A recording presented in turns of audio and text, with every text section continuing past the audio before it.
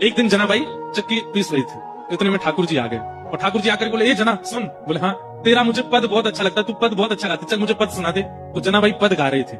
जना बाई ऐसे चक्की चला रही है और पद गा रही है और ठाकुर जी ऐसे हाथ की टेक लगा करके बढ़िया प्रेम से सुन रहे थे जना बाई को। धीरे से बीच में ठाकुर जी उठे, बोले ये चक्की पीसना बंद कर, इसकी घर घर आवाज आ रही है ना, तो मुझे तेरे स्वर सुनाई नहीं दे रहे, इसको मत पीसे।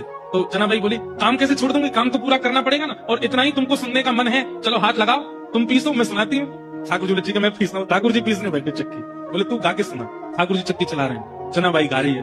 अब गाते गाते जना क्या हुआ, ठाकुर जी इतने आभूषण पहन के गए थे, वो आभूषण चक्की से टकरा रहे थे, तो उनमें से आवाज आ रही थी। तो जनाबाई नहीं गा पा रही थी, तो जनाबाई बोली मैंने चक्की छोड़ी तो आप भी कम हल्ला नहीं कर रहे, इतना सारा गहना पहन के आते हो, छम छम छम छम आवाज करते हैं ये सब, इनको उतार दो। तो ठाकुर जी ने सारे गहने उतार करके वहीं धर दिए और प्रेम से चक्की पीसने लगे। जनाबाई गाने लगी। सुनते सुनते पद इतने में ही मंगला के घंटे घड़ियाल बजने लगे मंदिर में। ठाकुर जी तुरंत उठे, अरे जना मंगला का समय हो गया, मैं दौड़ के जाता हूँ, मंदिर में पुजारी आ जाएंगे। और ठाकुर जी दौड़ करके गए और मंदिर में जाके खड़े हो गए। लेकिन रात में जो गहने पहने थे वो वहीं छोड़े आए जनाबाई के। कपाट जैसे सुबह खोले तो ठाकुर जी के श्री अंग पर एक भी गहना नहीं था। और जब वो गहने नहीं मिले और गहने तो छोड़ आए, ऊपर से एक गलती और करके आए ठाकुर जी। क्या? ठाकुर जी बोले अगर मैं ऐसे जाऊंगा तो सब पुजारी पहचान जाएंगे, जनाबाई एक काम कर अपनी सॉल दे दे मुझे। तो जनाबाई की सॉल लपेट के और गए।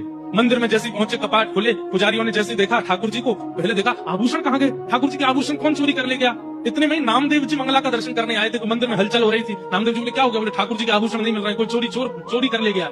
जैसे ही देखने गए, आभूषण नहीं देखे, तो बोले लेकिन ये सॉल मैंने कहीं देखी है, ये सॉल तो देखी देखी लग रही है, क्योंकि नामदेव जी के घर में जो काम करती जनाबाई उसी की सॉल थी।